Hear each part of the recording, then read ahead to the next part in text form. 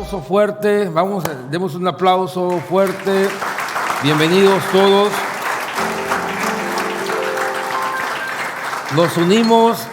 Nos unimos a la celebración de miles de creyentes cristianos a lo largo del mundo y de los 5 continentes que creen que Jesús resucitó de los muertos. Nos unimos a los millones de cristianos que hemos sido impactados en nuestras vidas personales con un encuentro con Jesús.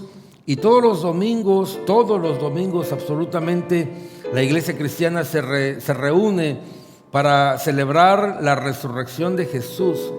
Y qué bueno poder preguntarnos si nuestra fe es solamente eso, fe, o también son hechos históricos, porque no es bueno poder tener una fe sin historia, sin ciencia, y al Señor le fascina eso. Los musulmanes, que es por hoy una religión de las más grandes del mundo, de hecho, la religión musulmana supera en número a los miembros del cristianismo, sumando inclusive católicos, ortodoxos, protestantes. Los musulmanes nos superan, obviamente. Cada musulmán podría tener las mujeres que puede mantener, y obviamente cada musulmán podría multiplicarse por hijos, así que biológicamente son mucho más que nosotros en fe. Y los musulmanes se reúnen habitualmente y hacen que millones de personas musulmanas se reúnen a ver la tumba del profeta Mahoma. Ellos orgullosamente presumen la mezquita en donde están los restos del profeta Mahoma. Por cierto, el gobierno árabe saudí anunció ese domingo que a partir de ahora las mujeres, oh qué triste, las mujeres no van a entrar a ver la tumba del profeta Mahoma. Les ha vetado la religión musulmana a las mujeres el entrar a ver a los restos del profeta Mahoma. Todas las mujeres cristianas deben de estar felices, porque en el cristianismo las primeras que llegaron a la tumba fueron precisamente las mujeres. Y aquí en la religión cristiana el Señor no le prohíbe a la mujer, al contrario, fueron las primeras en llegar y ver que la tumba estaba vacía. Ni siquiera Pedro, ni Juan, ni los discípulos, sino unas mujeres fueron las primeras en darse cuenta que la tumba estaba vacía. Y es que yo creo que estratégicamente el Señor diseñó que fueran las mujeres, porque una vez que se entere una mujer, todo el mundo se enterará de que Jesús está vivo, de que la tumba está vacía. Si hubiera llegado Pedro hubiera pensado algo pasó. Si hubiera llegado Juan primero, hubieran dado alguna explicación, pero fueron las mujeres en llegar, y entonces todo Jerusalén supo que Jesucristo había resucitado. Denle un aplauso a todas las mujeres que en el cristianismo tienen tal derecho, tal prioridad, tal primicia, que ellas llegaron en primer lugar a ver la tumba vacía de Jesús. Y entonces, qué diferente nuestra fe cristiana, porque en el cristianismo nosotros, si nos enseñaran el cuerpo de Jesús, si nos enseñaran los restos de Cristo, si alguien demostrara que aquí está Jesús, el cuerpo, el sepulcro lleno, entonces toda nuestra fe se desmorona. A diferencia de algunas religiones que presumen, que aglomeran millones de personas para ver los restos de sus líderes, el cristianismo, si llegara a pasar algo así, el cristianismo no podría sostenerse, porque toda nuestra fe y toda nuestra liturgia se basa precisamente en ese hecho de que Jesús está vivo y que está hoy con nosotros. Así que, hermanos, vale la pena estar despierto este día, ¿está bien? Vamos al Evangelio de Juan, Evangelio según San Juan, y allí tenemos uno de los 4 relatos de los evangelios sobre la resurrección de Jesús. Y vamos a ver cómo emocionalmente afecta o beneficia nuestras vidas. En el Evangelio de Juan, capítulo 20, dice: cuando llegó la noche de aquel mismo día, el primero de la semana, estando las puertas cerradas en el en el lugar donde los discípulos estaban reunidos, dice, por miedo de los judíos, vino Jesús y puesto en medio les dijo: paz a vosotros. Juan 20, versículo 19. Este hecho histórico de la resurrección de Jesús acontece y parece que a partir de aquí el Señor ocupará todos los domingos será consecutiva la lectura 8 días después,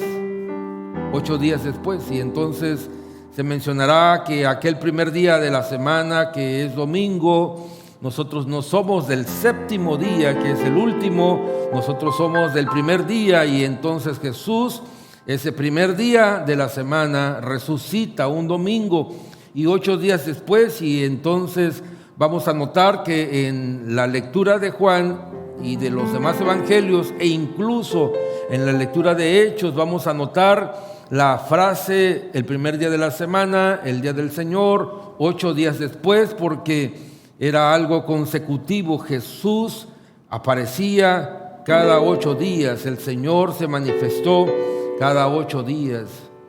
Mis hermanos, el sentimiento emocional de la muerte del líder ocasiona que los discípulos se parapetaran, se encerraran, se metieran muy en el fondo de la habitación, y la Biblia menciona que ellos estaban con puertas cerradas, y aunque las puertas estén cerradas, Jesús apareció en medio de ellos y les dijo la frase que para nosotros se resume simplemente en paz a vosotros. Para ellos, los judíos, era un saludo, un shalom, el Dios de paz sea contigo. Shalom, el Dios de paz. Nosotros no logramos magnificar el saludo de Jesús cuando Él dice paz a vosotros. Nosotros no logramos entender el significado de esa palabra, sino que para nosotros se lee así de simple, paz a vosotros, pero para los judíos era Shalom, el Dios de paz. El Dios de paz esté contigo. Vamos a ver lo que pasó aquel día de resurrección. Y dice el versículo 20: y cuando les hubo dicho esto, les mostró sus manos y el costado. Y los discípulos se regocijaron viendo al Señor. Entonces Jesús les volvió a decir: paz a vosotros. La resurrección de Jesús es un hecho que trae ciertos beneficios a nuestra vida. Entre los hermosos beneficios que trae es que nos da paz. Saber que alguien venció la muerte. Sigue diciendo el versículo 21: como me envió el Padre, así también yo os envío. Y habiendo dicho esto, sopló y les dijo: recibid el Espíritu. Así que notemos, mis hermanos, cómo el Señor solía aparecerse cada 8 días, cada domingo. Esta palabra domingo es una palabra muy interesante en la luz de la Biblia, porque las semanas no tenían nombres. O sea, los días de la semana no tenían nombres. Era solamente uno: primer día, segundo día, tercer día, séptimo día. Así se contaban las semanas. Pero tradicionalmente luego se le puso nombre de acuerdo a los astros. Entonces, lunes por la luna, martes por el planeta Marte, miércoles por Mercurio, y así sucesivamente hasta llegar a Saturno, que es el sábado. Pero el domingo se cambió el nombre por el sol invicto que los romanos usaban para celebrar el sol, y entonces se sustituye por una palabra latina que significa día del Señor. El domingo, el día del Señor. Pero no es Constantino el que cambia la celebración del domingo, sino justamente Jesús el que cambia la aparición de 8 días después. Dice Juan 21, por ejemplo: el primer día de la semana. Diga conmigo fuerte: el primer día. El primer día de la semana significa domingo. O sea que cada vez que usted se reúne un domingo, usted está dándole la primicia a Dios de esa semana. Si usted se reúne ese domingo, entonces esa semana la está santificando. Ese domingo es la primicia del Señor, y el primer día de la semana no es lunes, sino el primer día de la semana es domingo. Y cuando la iglesia se reúne el domingo, entonces santifica los segundos días, terceros, cuartos y hasta el séptimo día se santifica, porque le damos a Dios la primicia el primer día de la semana. Y el Evangelio de Juan dice: el primer día de la semana, María Magdalena fue de mañana, siendo aún muy oscuro, al sepulcro y vio quitada la piedra. Qué bella forma de entender a la mujer cristiana, entender que la mujer cristiana iba al sepulcro a ungir a Jesús. Era un oficio de ellas, las mujeres. Iban a embalsamar, iban a perfumar el cuerpo del maestro. Era algo que se hacía con todos los muertos, absolutamente. No era algo que se hiciera solo con Jesús, sino todos los muertos hacían esta forma. Y María Magdalena se presenta para embalsamar, para perfumar, para preparar el cuerpo de Jesús. Y cuando llegan, ven una piedra que probablemente pesaba 2 toneladas. Esta piedra no era una piedra sencilla ni fácil de moverla. Se necesitaban muchos hombres y mecanismos para poder hacer que esa piedra se moviera, y entonces era imposible que un grupo de personas, y mucho menos mujeres, pudieran mover esa piedra. Pero cuando María Magdalena y las otras mujeres llegan y ven la piedra movida, sabían que algo sobrenatural había pasado, porque no cualquier persona podría mover esa piedra. Y cuando ven que la piedra está movida, ellos saben que algo sobrenatural había pasado. La piedra se movió porque Cristo resucitó de entre los muertos, y eso pasó el primer día de la semana, el domingo. Esa mañana muy temprano como hoy, salimos cuando todavía no estaba el sol. Hoy lo hicimos a las 6, generalmente es a las 5, pero nos regalaron una hora de gracia para dormir todavía un poquito más. Así que muy de mañana, siendo aún oscuro este domingo. Pero a partir de Juan 20, notaremos a partir de aquí la frase 8 días después.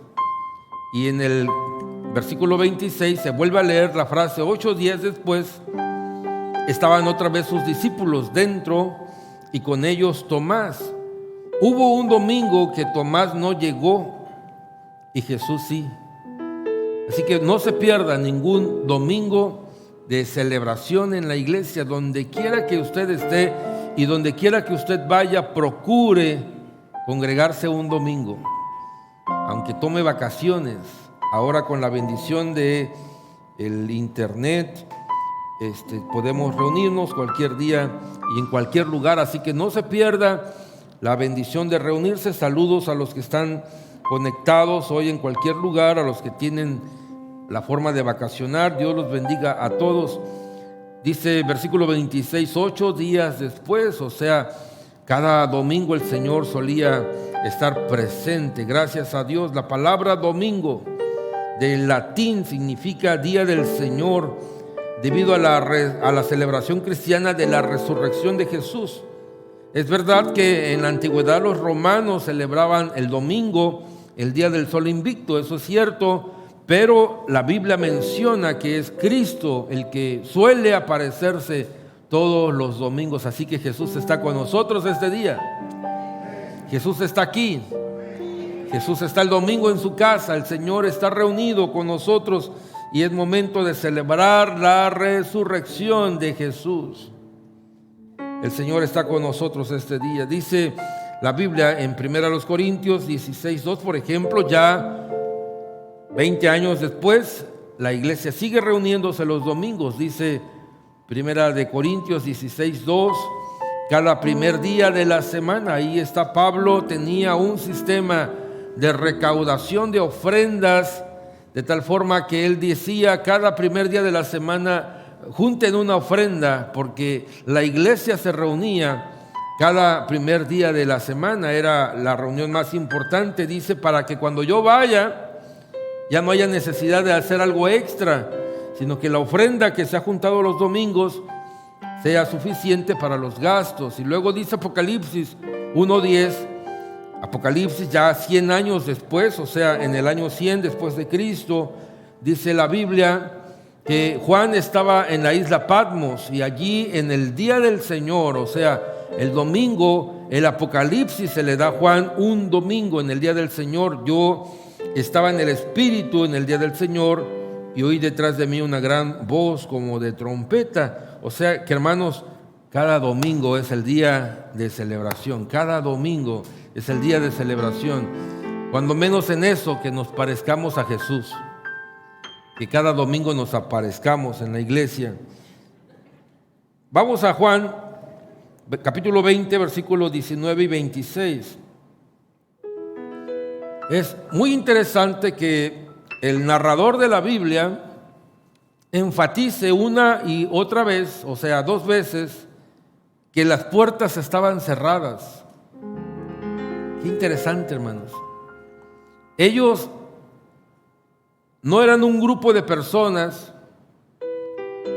que tuvieran la fuerza, ni la estrategia, ni la lucidez mental de planear la genial historia de un muerto que fue lastimado, herido, desangrado, perforado en el costado, clavado en la cruz, bajado del sepulcro, puesto en un sepulcro sellado y vigilado por soldados romanos, y que los humildes discípulos de Jesús, que algunos de ellos eran pescadores, trazaran la historia genial de un resucitado. Todo lo contrario, ellos estaban perturbados emocionalmente. Habían creído en este Mesías que ahora estaba muerto. Sus seguidores, en lugar de entender que él iba a morir y resucitar, no dimensionaron las palabras que Jesús una y otra vez les dijo: destruiré este templo y en 3 días lo levantaré. La señal del profeta Jonás, que fue tragado por un gran pez y al 3er día fue expulsado. Los discípulos no entendieron que Jesús tenía que morir y resucitar. Para ellos, la muerte de Jesús era el impacto emocional de saber que ese líder había acabado. Así que es imposible que ellos prepararan la historia del resucitado, llegaran a robar el cuerpo, lo enterraran en algún lugar misterioso que hasta el día de hoy no se sabe dónde esté. O sea, es imposible que ellos hubieran trazado la historia para que al correr los milenios nosotros sigamos creyendo en la resurrección. Realmente ellos tenían tanto miedo de lo que estaba pasando que se encerraron. Llegaron a encerrarse en sus casas, hermanos. Oh, qué triste es vivir encerrado con temor y con miedo. Cristo nos da victoria siempre. Yo recuerdo un día, Mabel y Maribel, teníamos nosotros un timbre aquí que sonaba como pajarito. No era un timbre escandaloso, sino era un timbre escogido precisamente para que cuando alguien llegara a tocar se oyera tierno, el pajarito. Así que llegaban y tocaban el timbre y arriba se escuchaba un pajarito cantando. Pero un día de estas semanas que llovía mucho, el pajarito se oía 24 horas, permanentemente. Y entonces Mabel y Maribel llegaron a creer que algo sobrenatural estaba pasando, o sea, que había espíritus, demonios, y que ese sonido que se estaba escuchando en la casa era un sonido de algo sobrenatural. Así que ya casi se iban a poner a reprender al espíritu del pajarito que estaba ahí. Y cuando llego yo allí, entonces me dicen, oye, ¿se escucha esto? Y les expliqué que cuando llueve podría aterrizarse el timbre, y entonces era el timbre que se había pegado. Pero los seres humanos solemos muchas veces en imaginarnos temores que realmente no existen, miedos y fobias a cosas que no están pasando. Los judíos, los discípulos de Jesús, tenían realmente temor, y dice la Biblia que se encerraron. Por ejemplo, en el versículo 19 y el versículo 26 nos mencionan 2 veces que las puertas estaban cerradas. Juan capítulo 20, versículo 19 dice de esta forma: cuando llegó la noche de aquel mismo día, el primero de la semana, estando las puertas cerradas. Note eso, estando las puertas cerradas. Pero si seguimos la lectura y llegamos al versículo 26, dice: 8 días después, estaban otra vez sus discípulos dentro, y con ellos Tomás. Llegó Jesús estando las puertas cerradas. Note esa expresión. Las puertas estaban cerradas, por supuesto, desde adentro para que nadie entrara. Había puertas cerradas en los discípulos. Las puertas cerradas no detienen al Cristo resucitado. Las puertas cerradas pueden significar un estorbo para nosotros. Nosotros tenemos una frase: pastor, ore para que todas las puertas se me abran, ¿no es cierto? Decimos a veces: pastor, yo quiero que todas las puertas se abran en la solicitud que voy a mencionar o en el empleo que voy a buscar. Quiero que las puertas se abran. Qué bella expresión. Pero todo lo contrario es cuando hay puertas cerradas.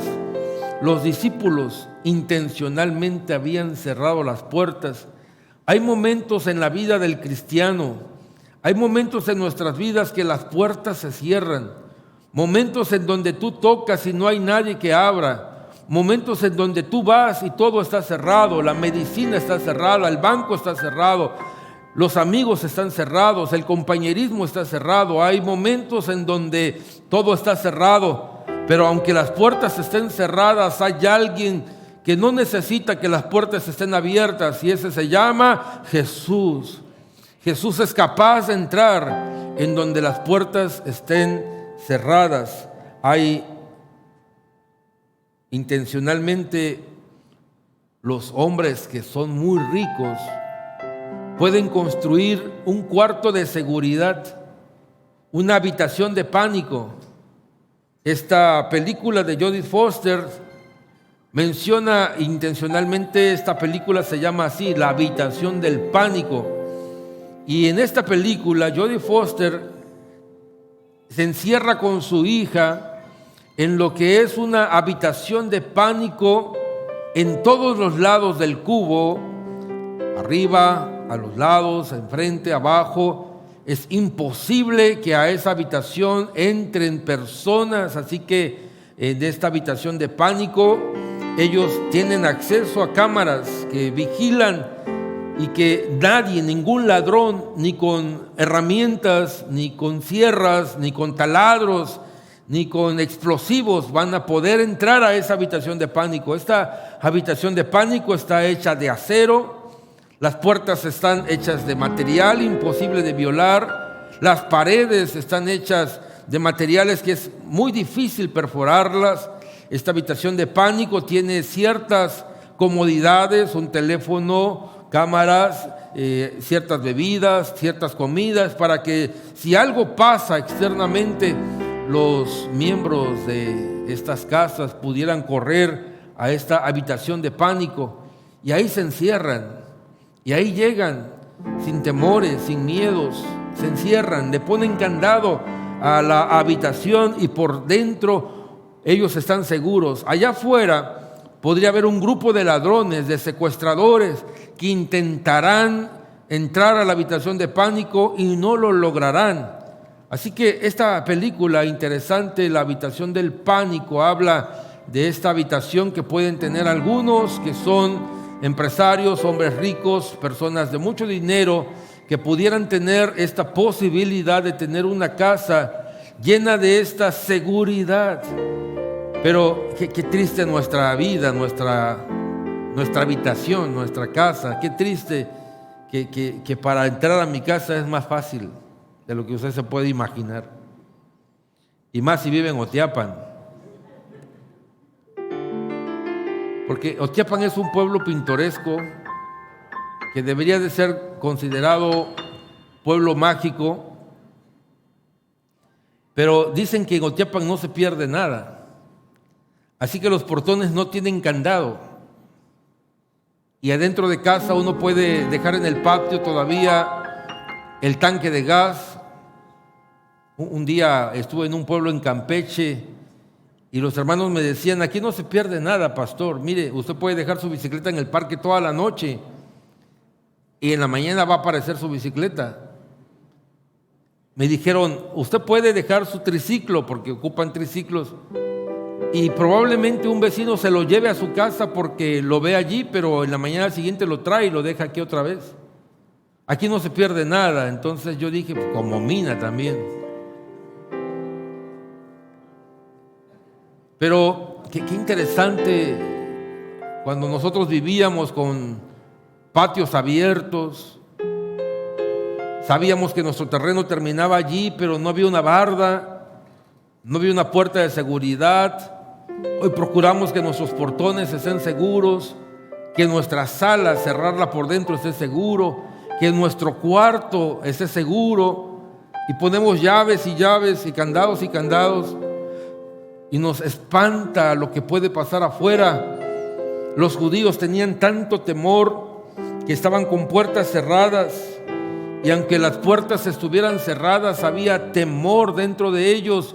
Pero el Cristo resucitado llega y se pone en medio de ellos. Aunque las puertas estén cerradas, Jesucristo está con nosotros, hermanos. Y Jesús aparece en medio de ellos. Cada 8 días ellos se encerraban, vivían con pánico, pero cada 8 días Jesús estaba en medio de ellos, violando la seguridad, traspasando las puertas y los candados. Y Jesús llegaba con ellos y les dijo una y otra vez: paz a vosotros. No tengan temores, el Señor está con nosotros.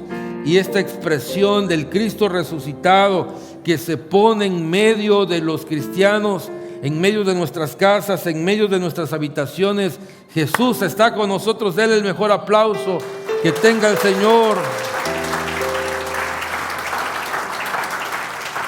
El Cristo resucitado puesto en medio, el Cristo que aparece en medio del conflicto, en medio del dolor, en medio de la tristeza. Gloria a Dios. Los peores momentos emocionales de nuestra vida. En mi vida, uno de los peores momentos fue cuando Jiré estuvo en una incubadora 3 meses. Mabel se había quedado internada. Yo fui a Veracruz, subí a un 3er piso en la clínica del Seguro Social. El protocolo de limpiarse, quitarse anillos, lavarse bien, ponerse la bata. Llego a la incubadora y veo a Jirecita muy chiquita. Había casi 20 incubadoras. Y de todas las incubadoras que había alrededor, la más chiquita era mi hija, Jirecita, pequeña. La veo, me impacto, me volteo y quiero irme, y llega el pediatra y me dice: no se vaya, toque a su hija, abra las ventanillas, meta la mano y toque a su hija. Y luego me dijo: si quiere, si usted quiere, me dice, puede comprarle alguna imagen del santo de devoción. La purificamos, la limpiamos, la esterilizan y puede meterla dentro de la incubadora para que su hija no esté sola. Yo en ese momento Alabé a Dios porque no necesitamos eso, porque el Señor está con nosotros en los últimos rincones de nuestra vida. Y es verdad que las otras incubadoras tenían ciertas imágenes,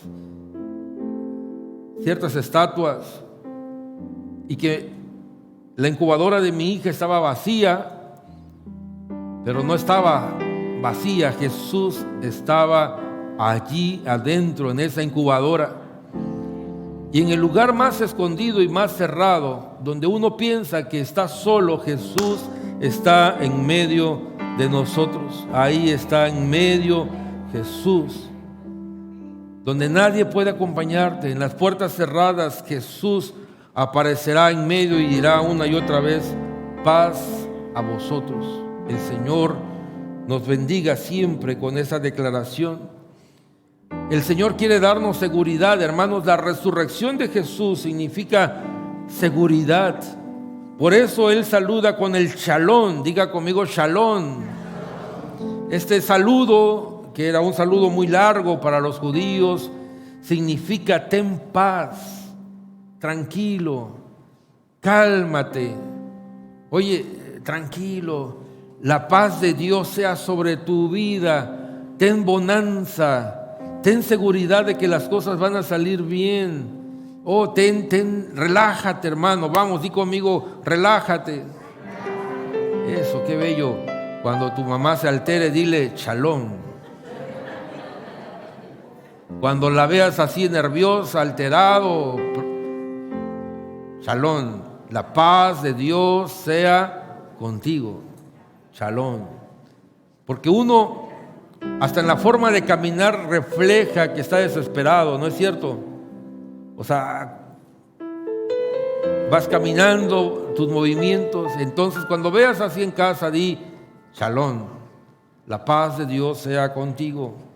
El Cristo resucitado trae a nosotros esta hermosa seguridad, esta hermosa paz, esta hermosa sensación de saber que Dios está con nosotros.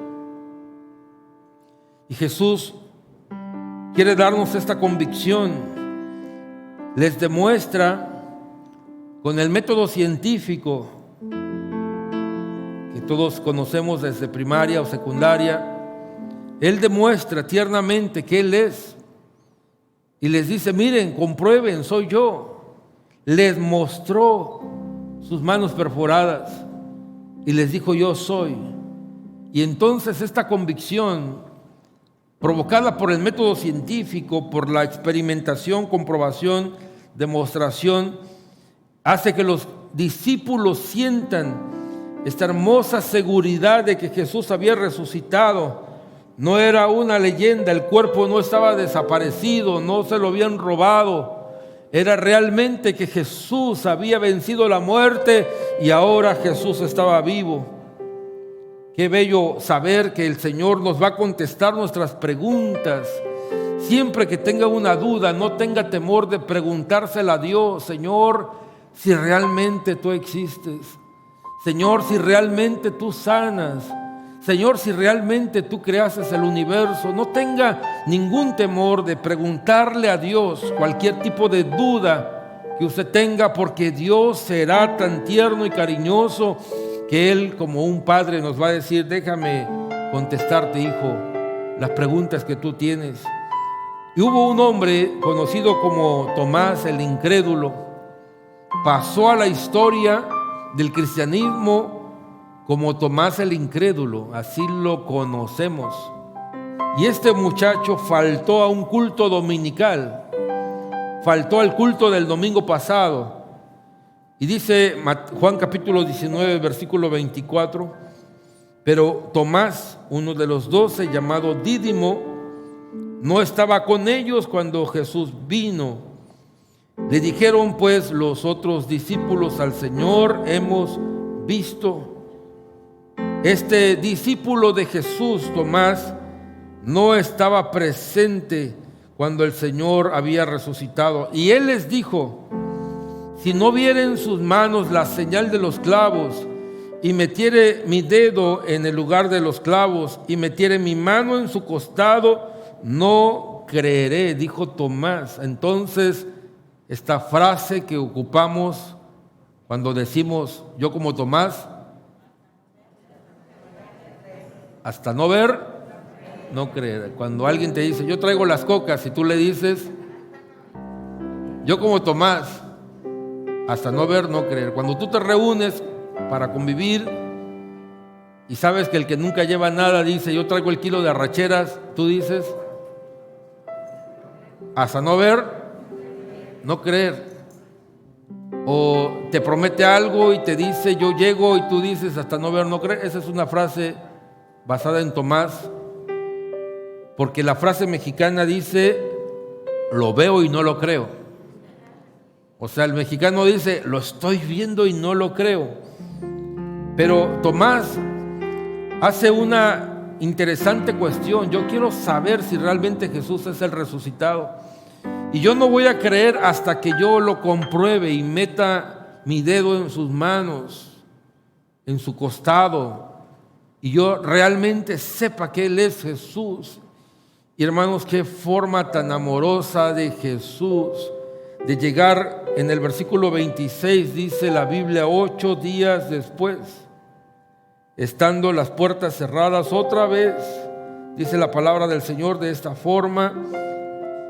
Dice, pero Tomás, uno de los 12, llamado Dídimo, no estaba con ellos cuando Jesús vino. El versículo 26 dice de esta forma, 8 días después, estaban otra vez sus discípulos dentro y con ellos Tomás. Llegó Jesús estando las puertas cerradas y se puso en medio y les dijo, paz a vosotros. Luego dijo a Tomás, pon aquí tu dedo y mira mis manos, y acerca tu mano y métela en mi costado, y no seas incrédulo, sino creyente. Entonces Tomás respondió y le dijo, Señor mío y Dios mío. ¿Quieres ponerte de pie esta hermosa mañana, por favor? Entonces Tomás respondió y le dijo, Señor mío y Dios mío. Otra vez, el contexto americano de esta expresión pierde sentido, porque lo que Tomás estaba diciendo era mucho más profundo de Señor mío y Dios mío. La traducción del lenguaje actual nos regala una dimensión más correcta de lo que dijo Tomás cuando dijo Señor mío y Dios mío, Kyrios o Curios. Tomás estaba diciéndole al Señor, tú eres mi dueño. Nosotros traducimos simplemente Señor, pero Tomás estaba diciendo, tú eres mi dueño. Cuando él dijo Kyrios o Curios o Señor, él estaba diciendo mi amo, mi dueño, mi Señor. Y este conocimiento de Tomás no lo tuvo Juan, no lo tuvo Mateo, no lo tuvo ningún otro discípulo. Este conocimiento de Jesús lo tuvo Tomás por preguntar, por dudar, por cuestionar. Y Jesús, de manera muy tierna y cariñosa, le dice, comprueba que yo soy. Y entonces él dice esta declaración, tú eres mi Dios, tú eres mi Dios, tú eres mi Dios. O sea, Tomás está llegando a un conocimiento de la divinidad de Jesús, que más tarde los discípulos van a concluir que Jesús realmente era Dios. Pero él dice, Señor mío y Dios mío. O sea, Tomás llegó a un conocimiento superior de la divinidad de Jesús. Mis hermanos, gracias por venir este domingo desde las 6 de la mañana. Despertarse ustedes casi 4:30 o 4, algunos, para estar aquí. Les agradezco que hayan hecho el esfuerzo de estar presentes hoy en día para celebrar la resurrección de Jesús. Y Jesucristo resucitó. Y no es una leyenda ni es una historia, es realmente un hecho que pasó, y Jesucristo está con nosotros hoy en día. Y este Jesús resucitado entra al lugar más escondido, donde nos escondamos, donde nos refugiemos, donde pongamos candados, donde tengamos temores. Ahí entra Jesús y Él dice: ten paz, yo estaré contigo.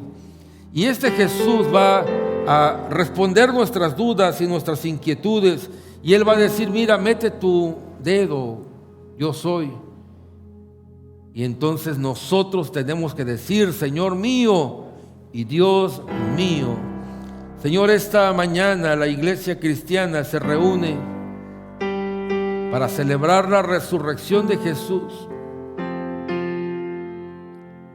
Levanto mis manos delante de ti, Señor. Yo te necesito ahora más que nunca. Te necesito este año más que nunca. Yo te necesito más cerca, Señor, porque hay temores, hay miedos, hay fobias. Te necesito, Señor, porque pronto en mi vida pasará una transición dolorosa en nuestros corazones. Yo te necesito ahora, Señor, en nuestras vidas más cerca. Te pido por Milton, Señor, por la gran familia Narváez. Bendice a Milton. Bendice a mi hermana Amparo, a Julieta, a Toño, a Milton, a Amparito, a Julieta, Señor. Trae bendición sobre ellos. Guárdalos, cuídalos. Bendice a Milton, sácalo de allí. Bendice a mi madre también, Señor. Trae paz a nuestros corazones. En ese lugar donde ella está, tú estás con ella, Señor. Tú estás allí, en las puertas cerradas, en los cuartos cerrados, en las clínicas. Tú estás con nosotros. Te pido por los enfermos de cáncer. Te pido, Señor, por los enfermos terminales. Te ruego en el nombre de Jesús, por los que tienen alguna enfermedad degenerativa, Señor. Cuando las puertas se cierran, tú estás con nosotros. Tú llegas a lo más íntimo de nuestra vida. Aunque haya 1000 candados, aunque haya herrajes, tú estás con nosotros en lo más íntimo de nuestra vida. Escucho la voz de Dios decir: paz, ten paz, tranquilo. Escucho la voz del Señor decir: relájate, todo saldrá bien, paz a vosotros. Escucho la voz del Maestro decir: vamos, relájate, disfruta la vida, tranquilo, las cosas estarán bien. Hoy, Señor, paz a vosotros tiene relevancia en nuestras vidas. En este momento de resurrección, de domingo, de celebración, este día, Señor, nosotros elevamos nuestra voz y decimos: tú eres mi dueño, tú eres mi Señor, tú eres mi amo, tú eres mi Dios. Jesucristo es Dios. Y yo sé, Señor, que vives y que estás conmigo hoy en día. Levanta tus manos un momento y bendecimos el nombre de Dios. Vives por siempre, Señor, y estás en nuestras vidas y te hemos sentido, experimentado, te hemos tocado, te hemos palpado. Has cambiado nuestras vidas, has mudado nuestros corazones. Señor, tú estás con nosotros este día. Bendecimos tu nombre, Señor. Gracias, Dios, por estar aquí, por darnos la seguridad y la convicción de que a pesar de la muerte, todas las cosas saldrán bien. Te bendecimos este día, Señor, y te honramos en nuestros corazones, en el nombre de Jesús. Amén. Gracias a Dios. Dios los bendiga. Dios les bendiga, hermanos. Siéntense, ha salido el sol.